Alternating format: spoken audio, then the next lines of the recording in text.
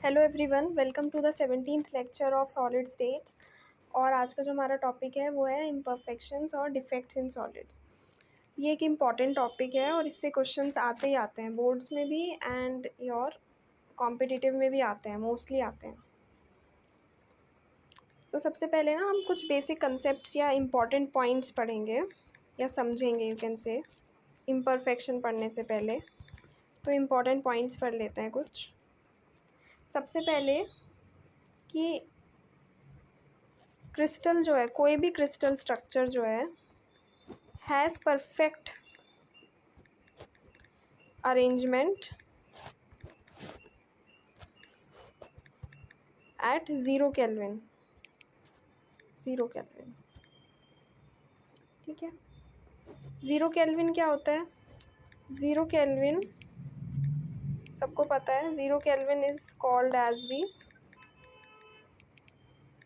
Absolute zero. Absolute zero, या फिर ये वो टेम्परेचर होता है जिस पे जो मॉलिक्यूलर मोशन है वो सीज़ कर जाता है, मतलब कोई मोशन नहीं होता मॉलिक्यूल्स का।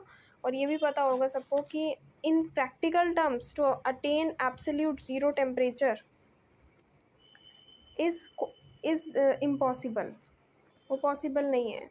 और ये आप ऑलमोस्ट परफेक्ट तक आप जा सकते हो बिल्कुल, लेकिन एग्जैक्टली परफेक्ट कोई भी सॉलिड नहीं हो सकता। तो सबसे पहले हमें पता होना चाहिए कि यहीं से, क्योंकि only a crystal has perfect arrangement at zero kelvin, इसी वजह से हमें पता है कि ज़ीरो केल्विन जो है वो अटेन भी नहीं हो सकता। सेकंड चीज़ अपने माइंड में ये होनी चाहिए। So due to these two reasons और फैक्टर्स, हर सॉलिड में कोई ना कोई डिफेक्ट होता ही होता है। बिल्कुल एकदम परफेक्ट कुछ भी एग्जिस्ट नहीं करता वर्ल्ड में। देर आर सम थिंग्स जो थोड़ा बहुत एरर तो हर चीज़ में होता है। आपने पढ़ा होगा 11th में कॉन्सेप्ट एक्यूरेसी और प्रिसीजन का। नहीं पढ़ा है तो आप एक बार देख सकते हो, समझ सकते हो कि एक्यूरेसी प्रिसीजन होता क्या है।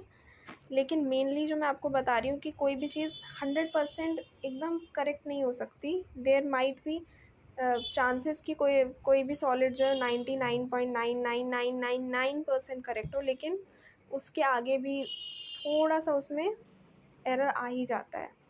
तो हम बिल्कुल एब्सोल्यूट ज़ीरो अटेन नहीं कर पाते। इसीलिए कुछ इम्परफेक्शंस और डिफेक्ट सॉलिड में रहते ही रहते हैं। ठीक है। So at higher temperature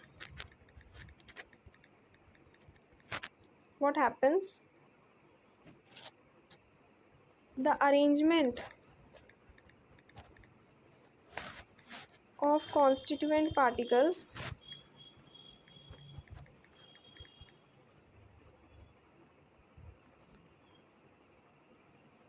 deviates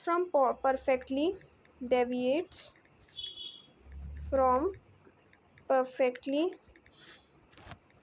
ordered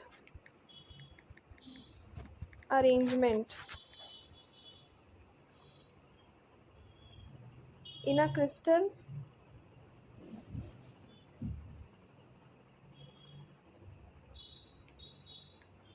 ठीक है। कुछ भी नहीं है इसका मतलब, सिंपल सी टर्म्स में देखो कि कोई भी टेम्परेचर अगर हम हाई कर देंगे तो जो पार्टिकल्स का जो अरेंजमेंट है वो परफेक्ट से थोड़ा सा 19-20 का फ़र्क आ जाएगा, और हम कुछ डिफेक्ट्स ऑब्जर्व कर पाएंगे एक सॉलिड क्रिस्टल में। जैसा हमने पीछे पढ़ा FCC BCC अरेंजमेंट्स, वो बिल्कुल वैसा एज इट इज़ नहीं रहेगा।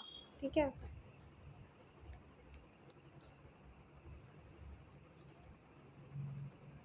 ओके। सो हमें ना कई तरह के इम्परफेक्शंस देखने को मिलते हैं सॉलिड्स में, लेकिन इम्परफेक्शन की भी एक डेफिनेशन होगी। अब इम्परफेक्शन होता क्या है वो देख लो पहले। इम्परफेक्शन क्या होता है? इम्परफेक्शन इन सॉलिड्स, सबसे पहले तो सॉलिड्स की बात हो रही है तो ये मेंशन करना ज़रूरी है कि हम सॉलिड की बात कर रहे हैं। ठीक है। Any departure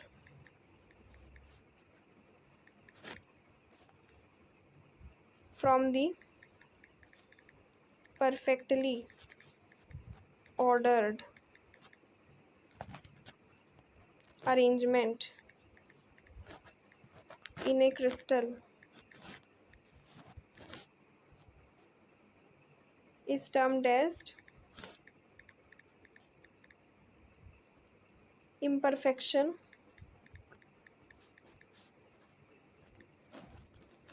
or defect in the crystal.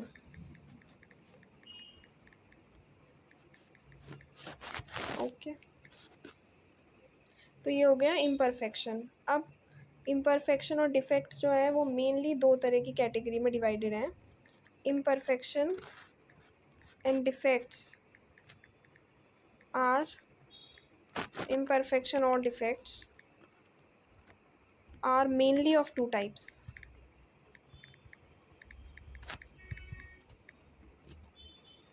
पहला है इलेक्ट्रॉनिक imperfections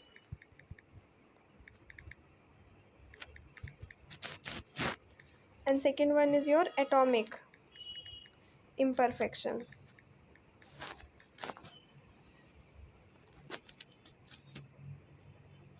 ओके, तो हमने पढ़ लिया कि इम्परफेक्शन और डिफेक्ट्स क्या होते हैं। इम्परफेक्शन सॉलिड्स में कहते किसको हैं? इम्परफेक्शन दो तरह के होते हैं, इलेक्ट्रॉनिक इम्परफेक्शन और एटॉमिक इम्परफेक्शन। ओके, यहाँ तक तो समझ आ गया होगा, आई होप। ये बहुत इजी चीज़ है, इसमें कुछ नहीं करना है। सबसे पहले हम पढ़ेंगे इलेक्ट्रॉनिक इम्परफेक्शन के बारे में। अच्छा, मैं ना आपको एक क्वेश्चन देती हूँ, आप अपने हिसाब से मुझे सोच के बताना कि इलेक्ट्रॉनिक इम्परफेक्शन अकर क्यों होते हैं।